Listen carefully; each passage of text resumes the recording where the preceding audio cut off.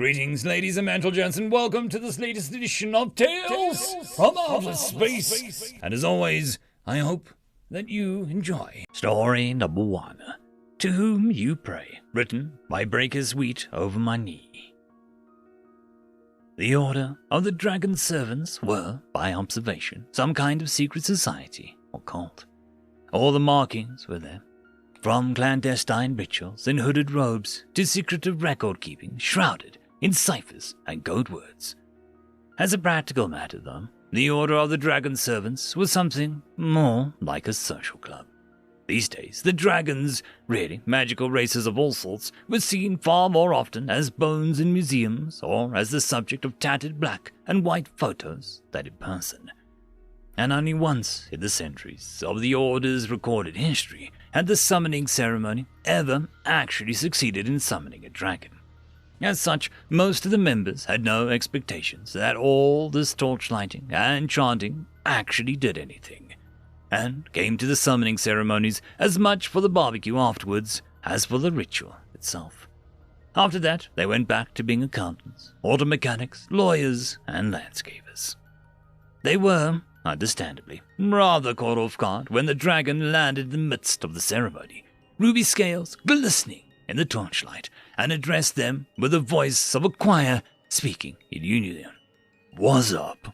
it said in an accent that might have been faintly British. None of the gathered humans knew how to respond. The traditions governing the ritual itself were well defined, but made no mention of what to do should it be successful. The dragon lowered itself to its belly and propped its chin up on one taloned hand while the servants shot frantic glances at each other.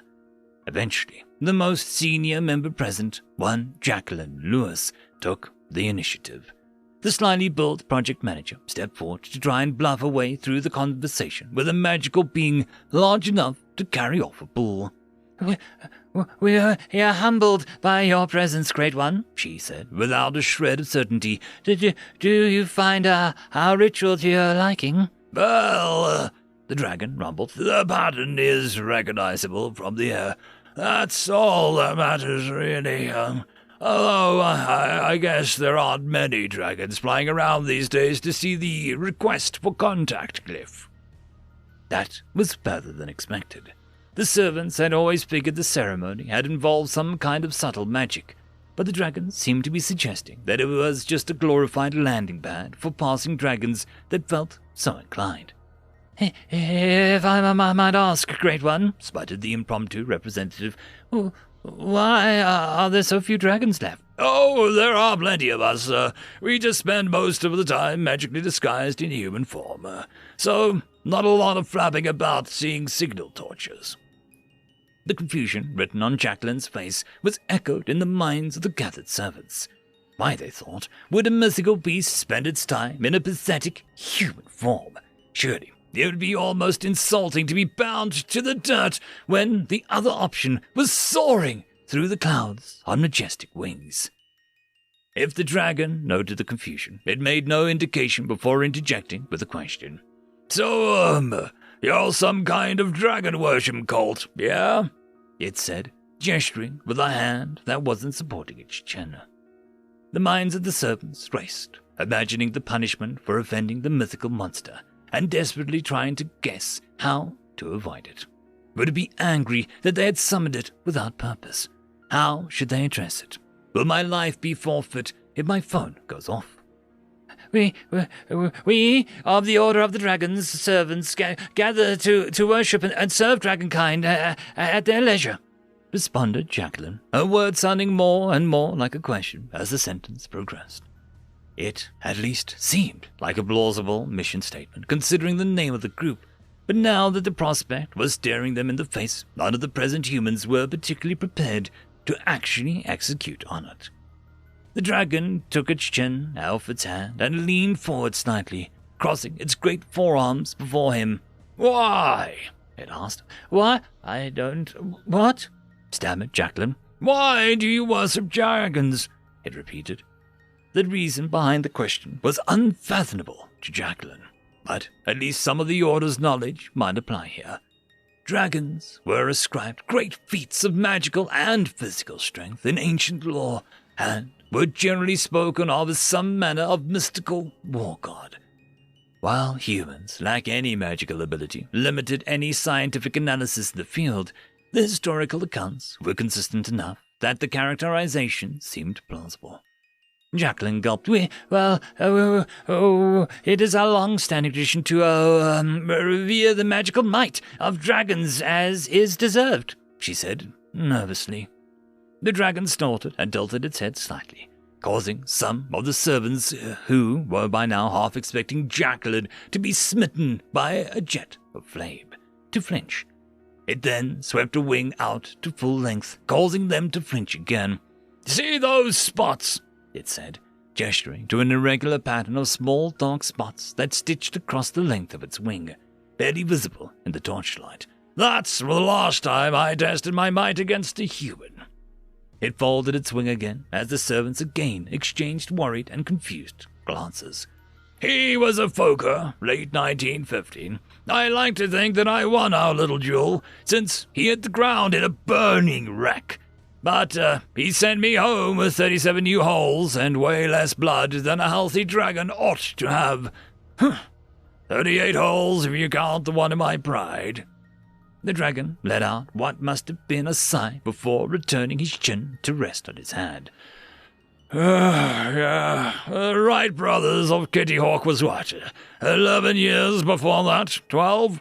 Yeah, I had 10 times more combat experience than the entire human race combined at that point.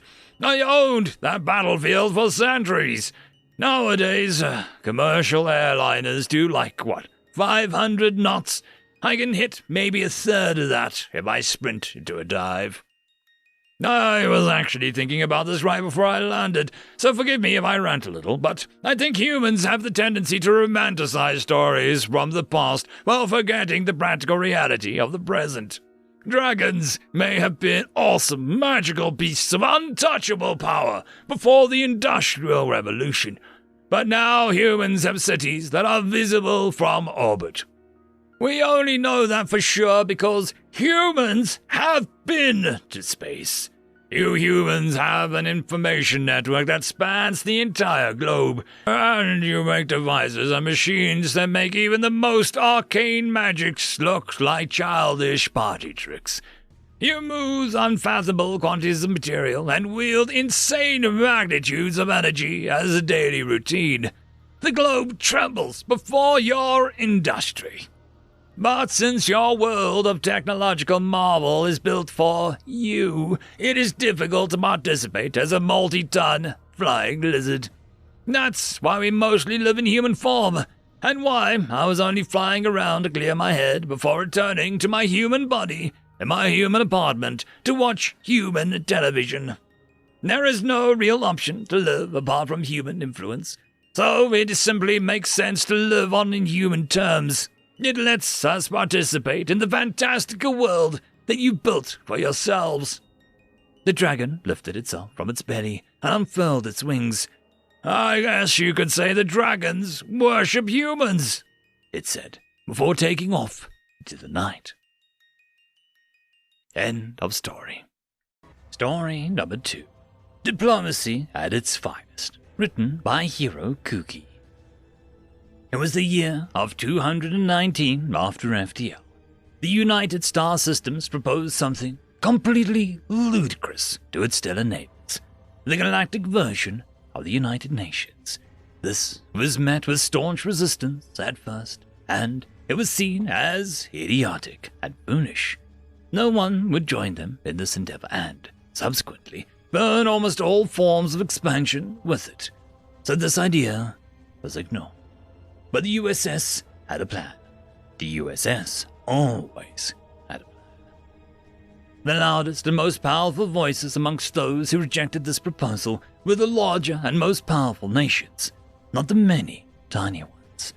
So the humans did what they do best, make new friends, and wake up 13 hours later with a massive headache, missing clothes and a station, along with bodies covered in crude drawings of male or female genitalia. When someone asked what happened, the answers were always the same. What happens when the humans stays by the humans? Oh, and we're in on the crazy idea, by the way. So, one by one, the United Galactic Nation, UGN for short, took form. After just 3 years of diplomatic talks, almost 37% of all known nations were brought into the proto-UGN.